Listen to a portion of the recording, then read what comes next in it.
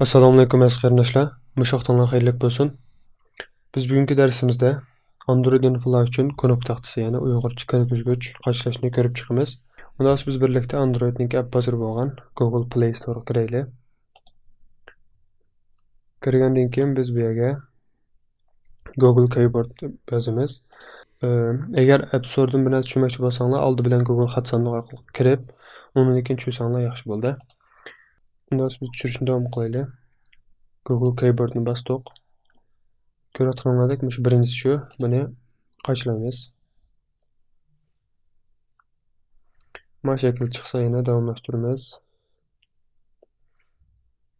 Ko'rayotganlaridek tushirishni boshladi.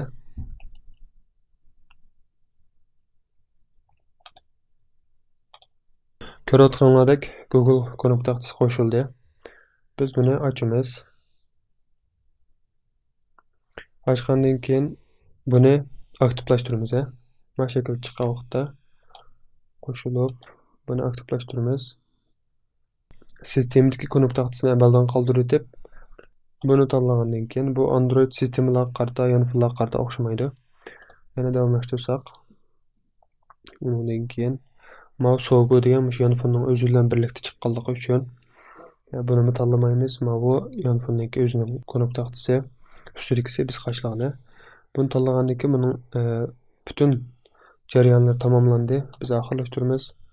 Undan keyin ustidagi language deganga kirib, buningki ostidagi add keyboard degani bosgandan keyin qarasanglar bu yerda o'zimiz ehtiyoj bo'lgan har qanday konop taxtalarini topa olamiz. Buning ichida ham Uyg'urcha konop taxtasi bor. Bevosita shuni tushunsak bo'ldi.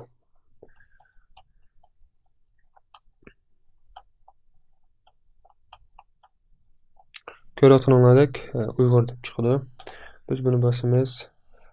Ko'rayotganlaridek yana Uyg'urcha konop taxtasininki teruvchi ko'rindi. Oxirlashtiramiz. Undan keyin inglizcha va uyg'urcha bo'ldi. Biz yana davomli bir shaklda turkchani qo'shib qo'ysak bo'ladi. Ko'rayotganlaridek turk deb chiqdi. Buni bosgandan keyin bu yerda Turkiya degan tanlaymiz. Undan keyin mana shaklda chiqsin bo'ldi va yoki bu yerdan boshqa teruvchilarni tanlasak bo'ldi. Masalan, turkcha konop taxtasi bir qancha bo'linadi. Masalan, Q va F holatda. Buni tanlaymiz va oxirlashtiramiz. Undan keyin qaytamiz.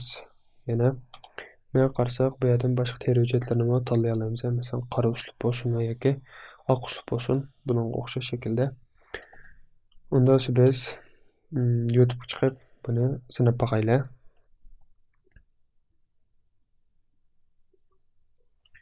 Bu yerga hatto o'ringa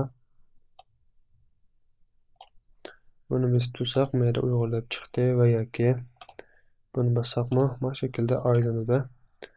Mana bu yerga men kompyuter va turmush deb yozay. Kompyuter ya'ni tavsiyalik so'zlarim bor. Kompyuter va turmush izlatay. Normal bir şekilde bizning kanalimizni topa oldi degan gap. Ya'ni konop taxtasi qo'shishimiz nihoyat muvaffaqiyatli bo'ldi. Yuqorida ko'rsatganimizdek o'xshash shaklda boshqa arabcha yoki boshqa tillardagi konop taxtasini qo'sha olasizlar.